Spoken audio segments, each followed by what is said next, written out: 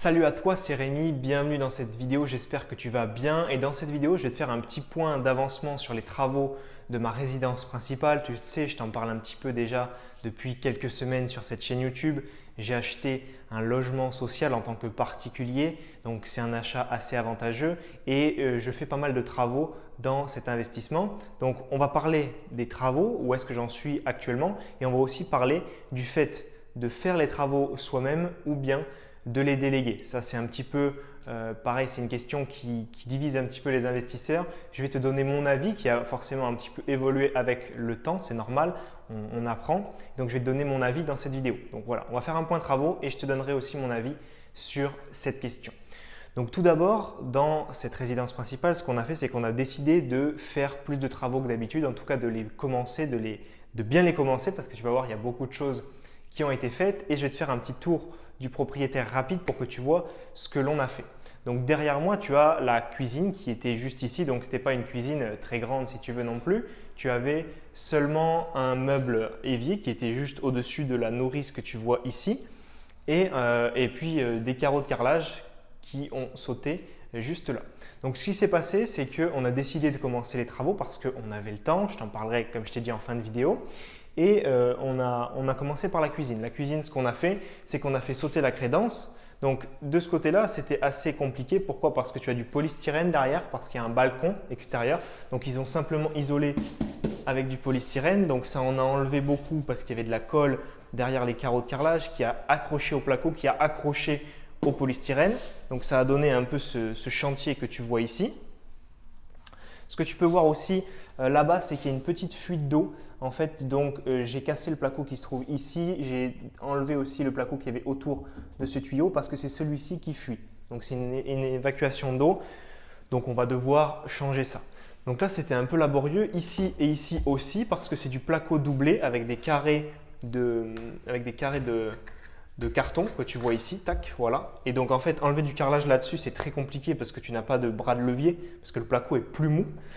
Contrairement à ce mur-là qui est en béton, qui est en dur et qui est forcément beaucoup plus propre, comme tu peux le voir juste là. Donc voilà, ça c'est ce qu'on a fait dans la cuisine. On a commencé comme ça. Bien sûr, après on va marcher un petit peu dans l'appartement, que tu vois ce qui a été fait. Donc ici, tu t'étonnes pas, il y a du bordel forcément parce que quand on fait des travaux, il faut stocker. On essaie de stocker au milieu de la pièce. Pourquoi? Pour éviter que les murs soient encombrés.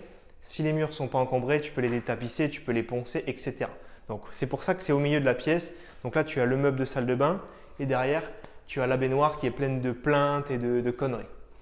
Ce qu'on a fait également, tu le vois au niveau des murs, on a détapissé. Donc on a détapissé les murs, on a passé de l'enduit, on a passé du papier ponce pour essayer de ravoir tous ces murs.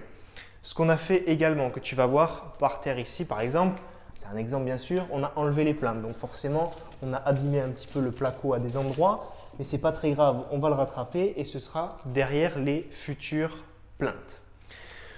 Donc voilà, on a avancé nous-mêmes, ça c'est nous-mêmes qui l'avons fait avec des amis. On n'a pas pris mon artisan pour ça, parce que déjà lui il avait pas beaucoup de temps, il avait des soucis un petit peu personnels, donc il va venir après, et aussi parce qu'on en avait envie.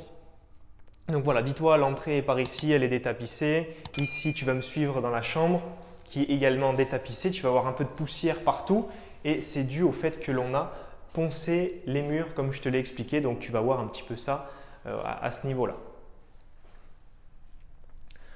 Donc voilà un petit peu où est-ce qu'on en est. Je vais aussi donc te montrer que dans l'entrée, il y avait un placard. Dans la chambre, c'est la même chose. Donc on a enlevé le placard, on a enlevé les rails en haut. Et hop, je vais décaler ça. On a enlevé aussi le rail qu'il y avait en bas. Et puis bien sûr, tout ce qu'il y avait dans le placard pour avoir les murs à disposition et pour que ce soit beaucoup plus pratique. Ensuite, suis-moi, on va regarder un petit peu ce qu'on a fait dans la salle de bain.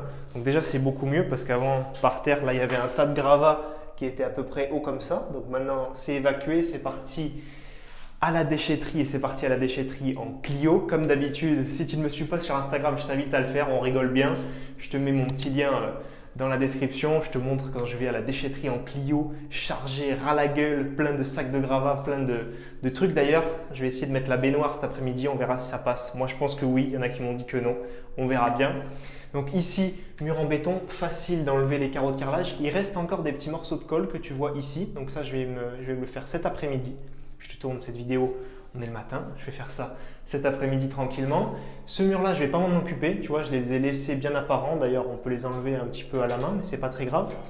Parce que ce mur, il est en béton, donc c'est possible de le faire. Mais par contre, ce qui va se passer, c'est que mon artisan, il va doubler en fait ce mur pour faire passer les tuyaux d'eau pour la douche. Donc en fait, ça ne sert à rien d'aller chercher la perfection sur ce mur. Sur les murs qui sont derrière moi, c'est du placo, ça s'entend. Ça sonne creux. Donc mon artisan, il va directement couper les plaques de placo sur lesquelles sont mis les carreaux de carrelage que tu vois ici. Et il va tout simplement changer la plaque de placo.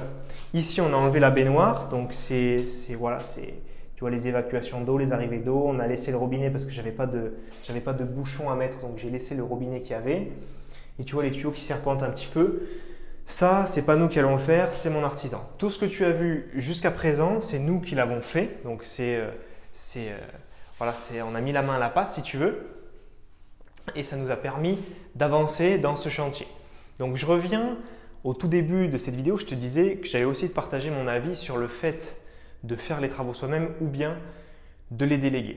Ce qu'il faut bien penser, c'est que lorsque j'ai fait mes précédents investissements locatifs, je t'ai tout montré sur cette chaîne YouTube, je t'ai tout montré mon parcours, tous mes appartements. J'ai beaucoup délégué. Le premier, ça a été, je les ai fait un petit peu, mais c'est surtout mon papa qui m'a aidé parce que lui, il baignait là-dedans. Donc en fait, ça m'a aidé à apprendre beaucoup de choses sur l'immobilier et sur les travaux. Le souci, c'est que ça me prenait énormément de temps. Ce n'était pas dans ma ville, je faisais des allers-retours dans le week-end et je faisais 10 heures de peinture. Donc si tu veux, j'en pouvais plus. Et ça m'avait un petit peu vacciné des travaux. Pourquoi?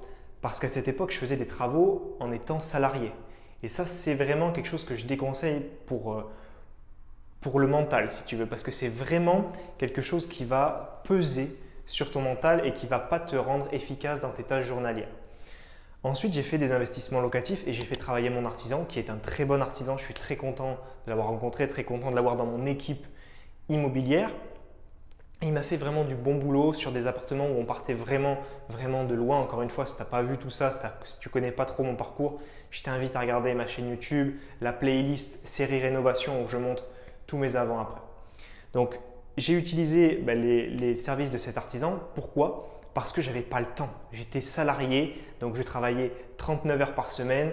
J'avais en plus mon business de chaîne YouTube, de vente de formation, de coaching immobilier. Donc ça me prenait énormément de temps et je n'avais pas envie de passer tous mes samedis, dimanches et toutes mes soirées à faire des travaux. Aujourd'hui, c'est différent parce que j'ai pu quitter mon job grâce à mon immobilier, grâce à mes appartements il y a quelques mois de cela. Et donc, j'ai du temps, j'ai plus de temps, je me suis créé plus de temps. Donc bien sûr, je t'en ai parlé également.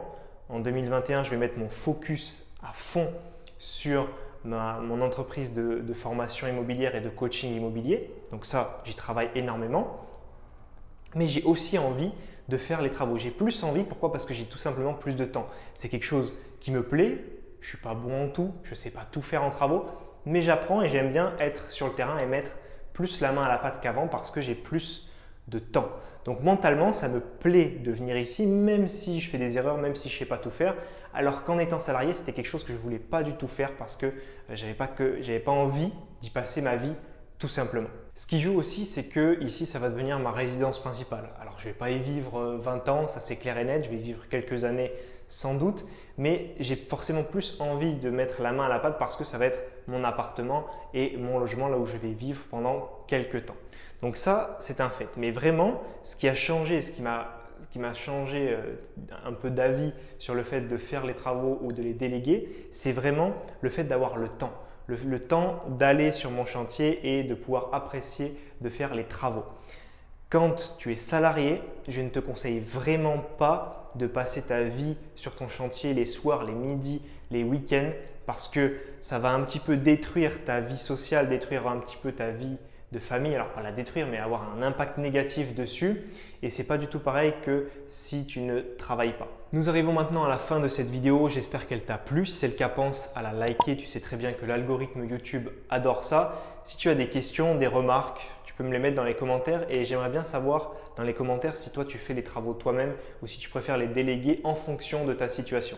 Donc n'hésite pas, la section commentaires est faite pour ça. Pense également à t'abonner à ma chaîne YouTube.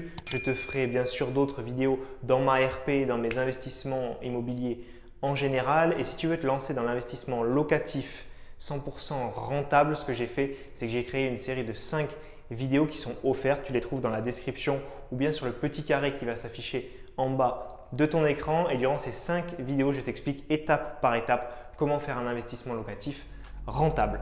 On se voit tous les deux de l'autre côté dans ton espace de formation privé. C'était Rémi. Ciao, ciao.